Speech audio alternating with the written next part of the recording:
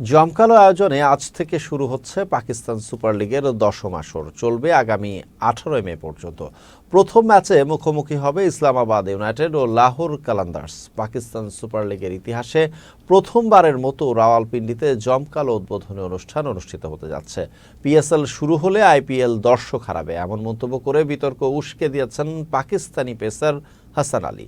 10ম আসরের প্রথম দিন থেকে ইন্টারনেট আর টিভি পর্দায় চোখ থাকবে বাংলাদেশি ক্রিকেট সমর্থকদের, কারণ উদ্বোধনী ম্যাচেই লাহোরের জার্সিতে দেখা যেতে পারে রিশাদ হোসেনকে। একাদশে এই লেগ স্পিনার থাকবেন কিনা তা সময় বলে দেবে। এছাড়াও বাংলাদেশে লিটন দাস এবং নাহিদ রানাও এই আসরে খেলবেন।